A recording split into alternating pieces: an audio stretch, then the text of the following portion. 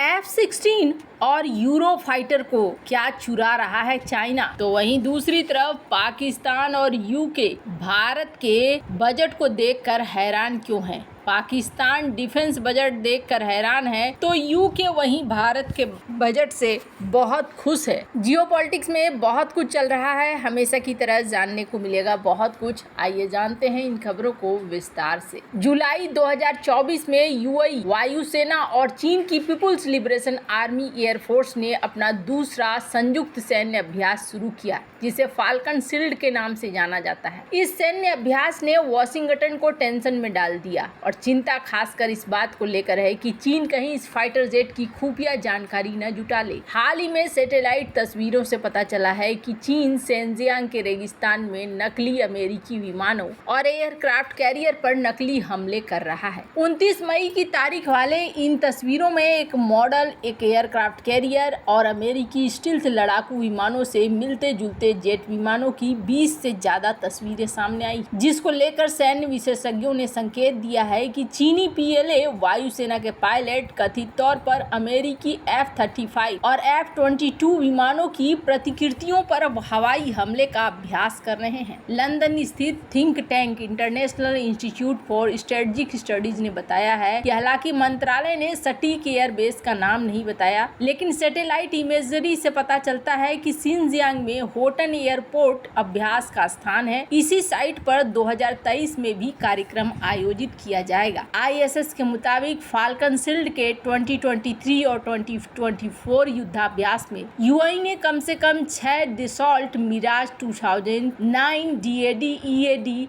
Ground attack aircraft तैनात किए थे, जिन्हें एयरबेस एमआरटीटी टैंकर और ट्रांसपोर्ट एयरक्राफ्ट द्वारा सहायता दी गई। इसके अलावा 2023 सैन्य अभ्यास के बाद 2 Boeing C-17A globe master heavy transport satellite image में थोड़े समय के लिए दिखाई दिए, जिनका उपयोग शायद सहायक उपकरण और कर्मियों के परिवहन के लिए किया गया था। एक्सपर्ट का कहना है कि पश्चिमी देशों की आधुनिक लड़ाकू विमानों की चीनी लड़ाकू विमानों के साथ सैन्य अभ्यास काफी बढ़ गए हैं, लेकिन क्यों? फाल्कन शील्ड अभ्यास का एक महत्वपूर्ण हिस्सा चीन में इसका स्थान और पश्चिमी विमानों के खिलाफ पीपुल्स लिबरेशन आर्मी एयरफोर्स की सीधी भागीदारी है। यह संभवतः पहली बार है जब चीन ने पश्चिमी लड़ाकू विमानों को शामिल करते हुए प्रत्यक्ष सैन्य अभ्यास किया है, यानी वो पश्चिमी देशों के फाइटर जेट्स की ताकत को आजमा रहा है। हालांकि इसका मतलब ये नहीं है कि चीनी और पश्चिमी विमानों ने कभी एक दूसरे का सामना नहीं किया है। पाकिस्तान द्वारा संचालित चीनी जेट विमानों ने पिछले सैन्य अभ्यास में पश्चिमी विमानों का सामना किया है। पाकिस्तान के साथ चीन के सैन्य अभ्यास भी रणनीतिक रूप से काफी महत्वपूर्ण रहे हैं। पाकिस्तान अमेरिकी F-16 के साथ साथ चीनी निर्मित जेट विमानों का ऑपरेट करता है, जो पूर्वी और पश्चिमी सैन्य टेक्नोलॉजी के मिश्रण को दिखलाता है।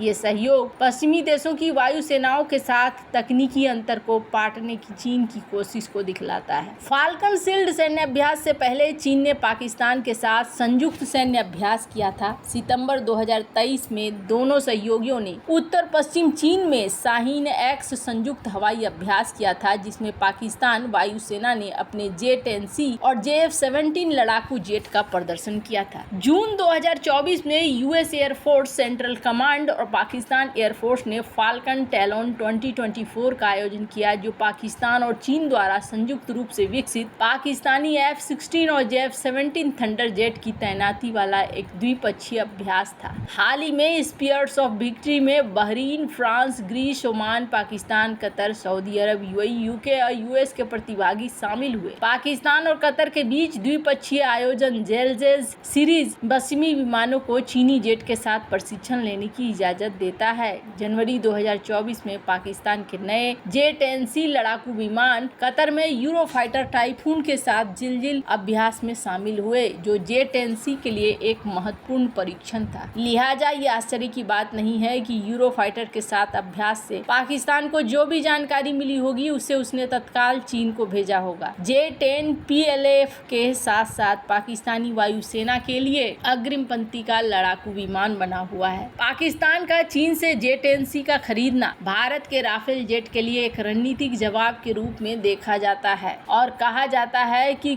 चीन के पास खुले तौर पर या गुप्त तौर पर पश्चिमी देशों की इन हवाई संपत्तियों की जानकारी जुटाने का एक बड़ा मौका है और ऐसे अभ्यास में China airborne early warning system का उपयोग कर सकता है, जिससे मिराज 2000 विमानों का पता लगाने में चीनी AEW रडार की क्षमताओं को बहुमूल्य जानकारी मिल सके। संयुक्त अभ्यास की जानकारियों के आधार पर ये चीनी लड़ाकू रडार और electro optical radio frequency missile seekers की जानकारी भी चीन हासिल कर सकता है। चीन airborne missile academy imaging infrared short range air to air मिसाइलें कितनी कारगर है, एयर टू एयर लड़ाई के दौरान इसका इस्तेमाल कैसे किया जा सकता है, चीन ऐसे युद्धाभ्यासों से इन जानकारियों को पता लगा सकता है। फाल्कन शील्ड अभ्यास में मिराज 2000 को भी शामिल किए जाने से ताइवान के लिए चिंता की स्थिति पैदा हो गई है। चीन ताइवान को अपने क्षेत्र का हिस्सा मानता है और ऐसा माना जा रहा है कि फाल्कन शील्ड अभ्यास में भी बहुत ज्यादा जानकारी चाइना उठाने की कोशिश करेगा। खैर, जहां एक तरफ ये सब कुछ चल रहा है तो वहीं दूसरी तरफ भारत की वित्त मंत्री निर्मला सीतारमण ने मंगलवार को इस साल का केंद्रीय बजट संसद में पेश किया। बजट में सबसे ज्यादा पैसा रक्षा मंत्रालय को दिया गया है। रक्षा मंत्रालय को 6.22 लाख करोड़ रुपए का आवंटन किया गया है। रक्षा बजट का एक बड़ा हिस्सा करीब 1 लाख करोड़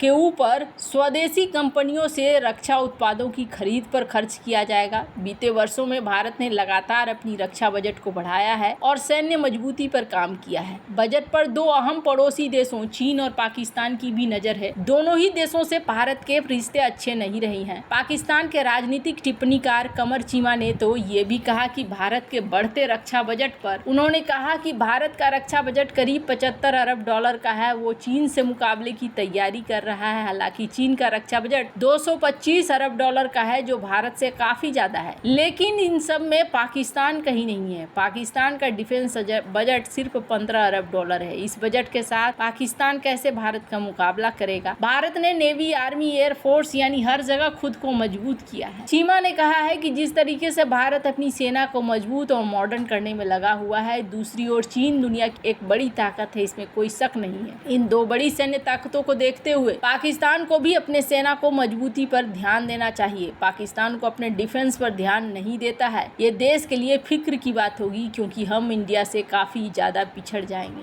चीमा का कहना है कि भारत ने बिना किसी ज्यादा शोर के अपनी ताकत बढ़ा ली है, जबकि पाकिस्तान एक जहाज भी लेता है तो शोर मचा देता है। धीमी रफ्तार से सेना को मजबूत करना भारत से सीखो। उपमहाद्वीप में टकराव का इतिहास रहा है। भारत की चीन और पाकिस्तान से तनातनी किसी से छिपी नहीं है। पाकिस्तान भी अफगानिस्तान की साइड से एक नया मोर्चा खुलता दिख रहा है। ऐसे में आने वाले समय में चीजें खराब होंगी, इसकी कोई गारंटी नहीं है। पाकिस्तान भी इससे आंख नहीं मूंद सकता है। उसे ये देखना होगा कि किस तरीके से इन्होंने अपनी ताकत को मजबूत किया है। हालांकि आपको बता दूं, भारत के इस बजट से यूके बहुत खुश है और यूके के खुश होने के पीछे कारण क्या है? यूके का कहना है कि भारत के इस बजट से अब बिजनेस इन्वेस्टर्स खुश हैं और इसके पीछे कारण ये है कि अब कॉर्पोरेट टैक्स को भी कट किया जा रहा है। कंपनियों के लिए 40% से अब इसे 35% लाया जा रहा है। यानी फॉरेन इन्वेस्टमेंट को